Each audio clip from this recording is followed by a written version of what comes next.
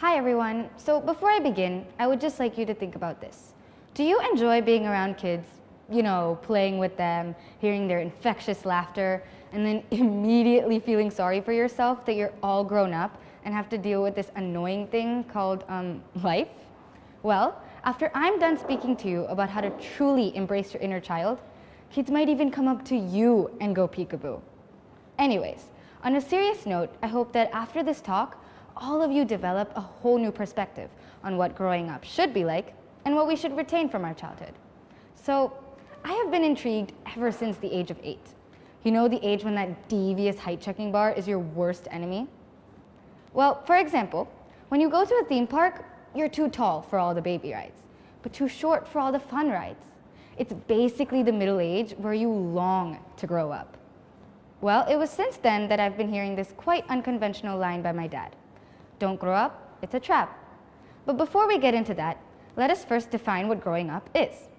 Dictionary definition. Growing up is to change from being a child to being an adult. Scientific definition. Growth is a permanent increase in size and number of cells. My definition. Both of these, plus the fact that stress increases, financial and societal pressure become burdensome, imagination fades, and creativity goes down the drain. High five for absolute misery. However, what if I told you that there was a way to dodge that trap of growing up and to live life to the fullest, just like the wide-eyed, forever smiling children running around us? What if I told you that you don't necessarily have to grow up? Because here's the thing, growing old is an eventuality, but growing up is completely optional. So I'm here to tell you, don't, just don't. It's never too late to start thinking like a child, even though you don't entirely look like one. Here's an example of myself.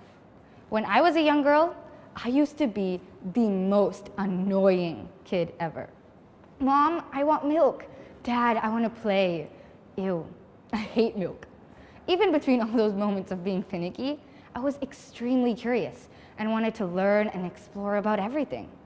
But most of all, what I really loved, and I'm sure most of you may relate to this, were bubbles.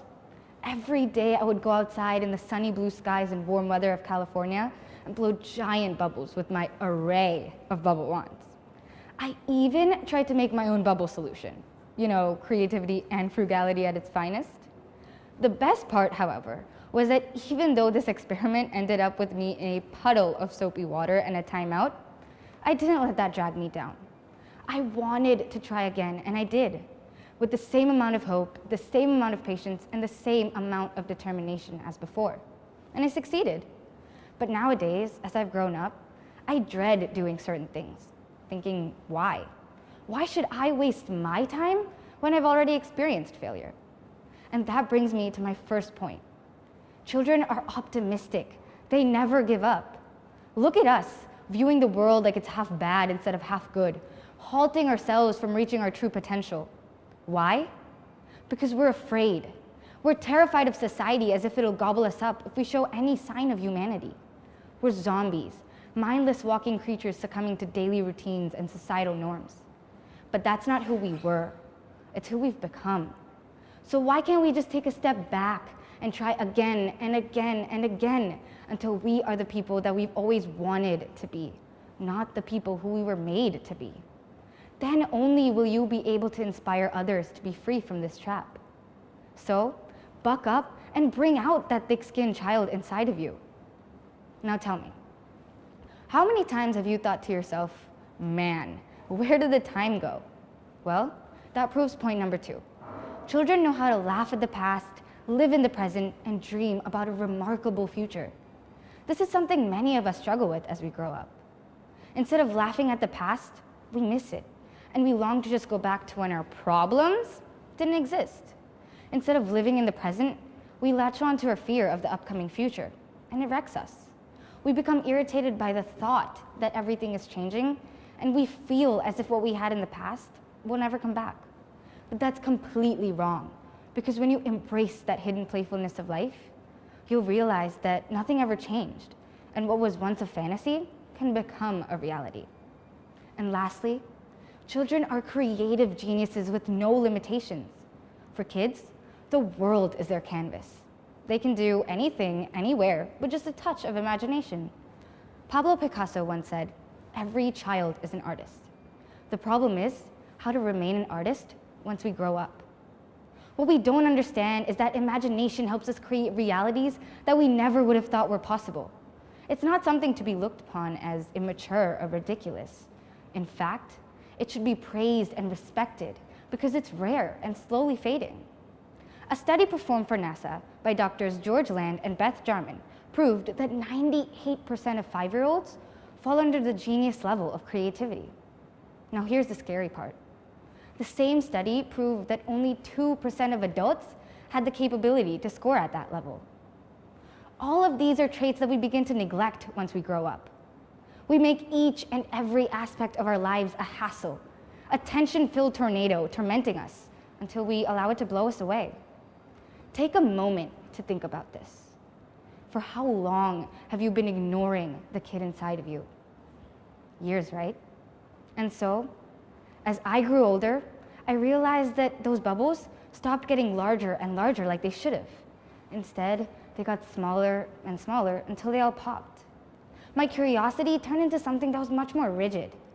I always thought about how I could raise my grades or how I would do in tests. My mind was plagued with worrisome thoughts and anxiety. I was afraid about what people would think of me, and I only thought about what I could do to impress them instead of what I could do to impress myself. As kids, we love to envision ourselves as grown-ups, thinking we'd have all the freedom we could possibly get. No bedtime, eating as much junk food as possible, going on adventures. Fast forward to now, when we're realizing that these beliefs are actually a double-edged sword. And there's really only one effective solution to this. It's that when someone comes up to you and tells you to grow up, you tell them no. I want to be a kid through and through. I want to live like I'm young even when I'm 60. If I want to dance in the rain, I will. If I want to travel the world, I will. If I want to be an astronaut, I will. I'm going to dream, I'm going to let my imagination run wild, and I'm going to explore all the possibilities, because that is what life is all about. And who better to take inspiration from than your younger self? And so, I ask you to look at the past as an opportunity to learn from life.